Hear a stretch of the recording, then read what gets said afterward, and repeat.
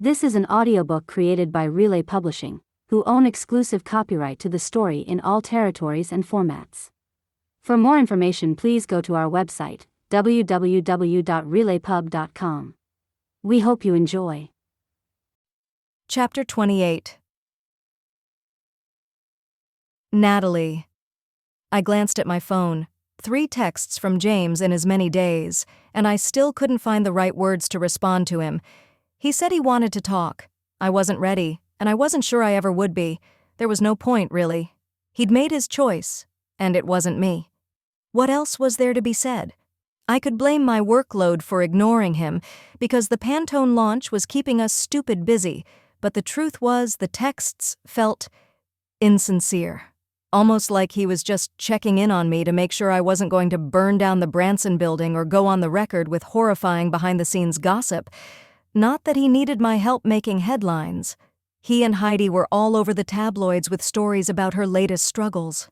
I'd watched it unfold, knowing that it was probably killing James to be associated with the train wreck. They were officially broken up now, not that it mattered to me in the slightest. "Listen up, it's the end-of-day social media recap on the Pantone launch," Calliope yelled as she walked into the creative room holding her phone over her head. "Gather round, people." We surged towards her as a group, nervous and hopeful. It was our first time launching something under our own leadership, and we had our pride on the line, as well as the numbers. Of course, I wanted James to see what we were capable of without him, what I was capable of. I'd been running our department since he'd left, still juggling it with being his assistant and farming out the CEO responsibilities as well. I was exhausted, grumpy, and for the first time ever, doubting if Branson was right for me after all. I'd been hired for my creative vision, my hands-on design work, yet here I was overseeing everyone else doing the job I loved. Not that I could let on that I was unhappy. I didn't want my mood impacting everyone else, so I faked it. Rhea bustled in beside me. This is still so strange for me, getting instant results. Back in my day, we published in print magazines and had to hold our breath for months to see what the world thought. Now we just push a button and bim bam boom, it's all out there. "I think I would have liked the old way," I replied. "Everything moves so fast these days. I can barely keep up." She turned to scan me, frowning. "You look so tired. Are you okay?" The way she asked the question made it clear it wasn't just about work. "I'm fine. Just worried about the response to the launch, you know?" Rhea stared at me a beat longer, skeptical but silent for a change. Levante joined us. "I already have intel, ladies," he whispered. We turned to stare at him. "Well, is it good?" I asked. He shook his head, frowning. "I wouldn't say that." "No," Rhea exclaimed. "How is that possible? This is some of our best work." Levante's grim expression slowly shifted to a wide smile. "It's not good, it's amazing. Everyone is going bonkers for it." "Hey, eyes on me, folks," Calliope said, clapping her hands. "I have metrics on our posts as well as a bunch of our influencers' posts, plus I've been tracking our day of sales. People, I'm thrilled to tell you that we're setting new records." We all broke into applause. Pride swelled inside of me for what I'd contributed as well as how the team came together. Natalie's idea to send the steamer trunks filled with samples to our influencer partners and celebrities who wear us means we're dominating every FYP at the moment. The unboxing footage is unreal. Mona Miller did a try-on series, and every single piece she featured is now back-ordered. I blushed. I'd stolen the idea from Beyoncé, but no one seemed to care. All that mattered was that it had worked. "Greta's Year 2000 vest has been a surprise standout," Calliope continued. "And the #1 seller? Any guesses?" Everyone spoke at the same time. "It's Levante's Year 2012 reimagined velour tracksuit in Tangerine Tango. It's everywhere." He jumped up and down and plucked at the orange sweatsuit he was wearing. "I knew it!" I grabbed Levante's arm and gave him a squeeze. "That's so cool." He leaned closer to me. "Hey, we both know that the sweatsuit was your idea.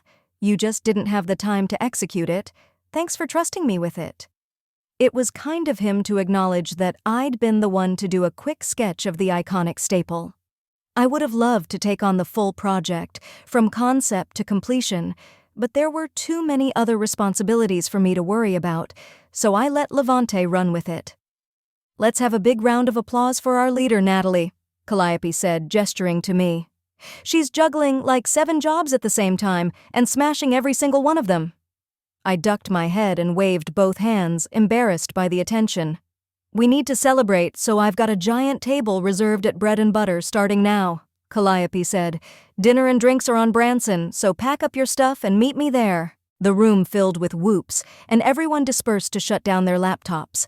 I trudged back to my desk and plopped down. "Hey," Rhea said, "let's go." I shook my head. "Can't. At least not for a while. I still need to get the paperwork going for Lorraine's replacement, and then I have to go through some new resumes for Clint's position." "Still no one yet, huh?" she asked. "Why don't you step into his role for real? You've been doing an incredible job so far." I shook my head vigorously. "Oh, no way. This is not what I signed on for." "You miss it, huh? The hands-on design stuff?" "So much." I sighed. "But I'm doing what needs to be done, so—" I shrugged. "Well, you'll be back to designing soon enough, don't worry." I gave her a wan smile but didn't answer. I still wasn't sure what my future looked like, but I was positive that it didn't involve managing other people doing my dream job. The room cleared out in a flash, and I felt like I could finally exhale. I grabbed my phone and scrolled to my music. Definitely no Beyoncé. I selected a low-key ambient music station that would be soft enough to help me focus. I propped my head on my hand and closed my eyes, letting the relaxing tones wash over me. My arm slipped off my desk and I jerked awake. It was dark outside. How long had I been asleep? Fuck. I had so much to do and I was starving. The music cut off abruptly, and I wondered if my phone went dead. I grabbed it and realized that it was plugged in. Was it Wi-Fi problems? I pushed back from my drafting table as a loud buzz sounded from the speakers. "The Rogue's Rebuttal" by Aaron Woodley, a loud voice echoed around the room. I frowned. How was my audiobook collection being broadcast? It wasn't like I had the time to enjoy them, so I hadn't touched my audiobook app in ages. And when had I purchased a new Woodley book? I'd never even heard of this one. I looked at my phone again and saw that it was still paused on the ambient station. "Prologue," the familiar narrator's voice rang out. "A true rogue never apologizes for his sins." It was a lesson that I needn't have been taught, as the heir to a vast shipping fortune. Plunder and pillage had been the way of life for my ancestors, until we finally stepped into a supposedly more genteel way of living. Still, though, the lessons of my pirate forefathers lived on within me, the first being, "Your reasoning is never wrong." I snorted. Billionaires were all the same, even the old-timey ones. I decided to let the audiobook keep playing. It was a woman who finally showed me the error of my ways, a woman unlike any I'd known before, a woman of grace and beauty, but more vexingly, a woman who didn't bow to me. I smiled as I attached the start documents to an email. I like this fictional badass heroine already. As I speak her name, the weight of it upon my tongue tastes bitter, for all of the ways I've failed her, and due to my desire to disobey my forefathers. I have to find the right words to apologize to the most beguiling woman I've ever encountered, to win back the incomparable Miss Natalie Reynolds. I froze. What? Maybe I was still asleep. How was this real? Because the narrator reading the book was the same one who'd read all of Aaron Woodley's books, and the writing style was undoubtedly Aaron's. Was it just an insane coincidence? But Natalie wasn't a period-appropriate name for a book about a 19th-century rogue. "The truth was," the narrator continued, "I was bewitched by her, but I hurt her terribly, and have been cast out because of it. My dearest Natalie has ignored my every attempt to reach her. Now, I need to be extraordinarily clever to show her I've learned the error of my ways, because I would do nearly anything just to make her mine again." My eyes inexplicably filled with tears. Romance novels used to make me feel hopeful. I believed that true love was possible, but now I knew better. "Natalie..." The voice behind me made me jump, and I spun around in my chair to find James staring at me. I should have been used to him sneaking up on me by now, but once again he'd managed to scare the hell out of me. I was too confused to be angry. "What are you doing here?" I sniffled and hoped that he couldn't see my watery eyes from across the room. "You're not supposed to come back for months. Are you unhappy with my work or something? Is that why you're here? Because I'll have you know that since I've been in charge of creative—" He frowned at me. "Natalie, no." He sounded injured. "Were you not listening?" He pointed up towards the speakers. I smacked my desk in frustration. "Is this about the sound system again? What the hell, James?" He walked closer to me, and I ignored my body's visceral reaction to being near him. At first, I thought he looked better than ever, like not seeing him in real life for so long had intensified all of the things I loved about his body. He seemed more muscular, as if he'd been spending all of his free time working out, but as he drew closer, I studied his face and realized that he was pale, with shadows beneath his eyes. "Natalie, look," he said, holding his phone out to me as he walked to my desk. I refused to glance at his face, focusing my attention on his phone. "Look closely at the cover of this book." I snatched it out of his hands and saw a typical-looking clinch cover of a Regency romance. The woman was in a swirling purple gown with her head tipped back at an almost impossible angle and her eyes closed while the rake bent over her to plant a kiss on the side of her neck. Erin Woodley's name in the typical scrolling font dominated the top quarter of the cover, as usual. "Okay? And?" James sighed with obvious frustration. "Look at the models, for God's sake." I held his phone closer to my eyes, then gasped. "That's me!" My mouth dropped open as I studied the rake. "And you?" He nodded. "Wait, does that mean my name? That wasn't a coincidence? James, what the hell did you do?" His lips turned up in the world's smallest grin. "I called in a favor. The CEO of the media company that owns her publishing house is a friend of mine from the Glenhaven Club, and he owed me a favor. He introduced me to Ms. Woodley, and I asked her to help me out, in exchange for a donation to her favorite charity, since you're such a fan of hers. Plus, you're the reason I was introduced to her work. She's very good. I've been reading all of her old books during my sabbatical." I could barely form a sentence. I realized that I probably looked like an idiot standing there with my mouth hanging open. "She wrote the first chapter of The Rogue's Rebuttal," James continued. He paused to stare at me. "She said the happily ever after is up to us." How was it possible that the mighty James Branson looked like a little boy in this moment? "I don't know what to say," I finally managed. James started to reach for me but stopped himself. "Say we can talk things through. That you're open to hearing me out. I have a lot to tell you, Natalie." My heart swelled at the naked emotion in his voice. I wanted to believe what he'd said through the audiobook. It was a beautiful gesture. But then I realized that that was all the thing was, a gesture. He'd used his money and connections very effectively to manufacture a situation that would appeal to me, but that just meant that I was an emotional mess while he was cool as a cucumber. It might work for some of the women he dated, but I wanted something real, not just a fancy gift with an astronomical price tag. And speaking of the women he dated, he'd literally just ended things with Heidi. Did he really think I'd welcome him back while his sheets probably still smelled like her perfume? If I listened to what James had to say, I had no doubt I'd fall for it. The man was smart, and he knew me very well, knew how to get the response he wanted out of me. It didn't help that I was so hungry to touch him that I had to keep backing away from him, to keep my hand from accidentally connecting with him and short-circuiting my logic. "Can we get out of here and talk?" James asked.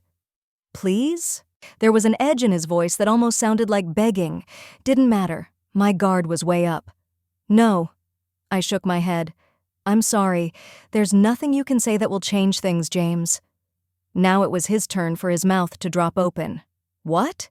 Seriously, Natalie?" I crossed my arms and hoped that my resolve would last. "It doesn't matter what you want to tell me. My mind is made up." His face turned stormy. "So nothing I say to you will matter.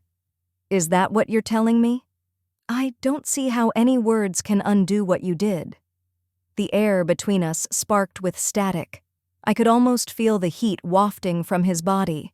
As much as I wanted to put distance between us, I held my ground. His beautiful face looked tormented, with his brows drawn down and his mouth twisted into a frown. "Do you want to know the truth?" he demanded. I shrugged. "Go ahead if you want." "You always do what you want anyway." His expression softened a little, and his eyes searched my face. I refused to give him any indication of what was going on inside of me, that the tiniest flicker of hope had ignited deep within me. "I fell in love with you, Natalie," he whispered. "That's what I need you to know." My eyes filled with tears at his confession. It was exactly what I wanted to hear, and it didn't change a thing between us. I cleared my throat and swallowed the lump in my throat. "You know what? It doesn't matter that you think you love me. You'll always love Branson Designs more. We both know it's true. And I'm sorry, but when it comes to love, I will always put the person I love first, and I won't accept him doing anything less for me." I clenched my teeth together and stared back at him as his face fell. How I wanted to break down and cry, but I wasn't about to show him that kind of vulnerability. I didn't trust him with it anymore. His entire body sagged as he seemed to process what I'd told him. He gestured between us wordlessly. "You mean you don't?" I straightened my back, summoning the last bits of my reserve. "I'm sorry, James. You made your choice and there's no room for me in your life, not in the way I deserve. Trust me, us saying goodbye now is for the best." I moved to my desk to collect my things because I was seconds from an ugly crying breakdown. I wasn't going to let him see just how badly I was hurting. "Goodbye, James," I said over my shoulder. He stood behind me silently, as if he still couldn't understand what was happening. Then I heard his footsteps retreating from the room. The moment the door shut behind him, I dropped my head and let the tears flow. This was an audiobook created by Relay Publishing, who own exclusive copyright to the story in all territories and formats. For more information, please go to our website, www.relaypub.com. We hope you enjoyed.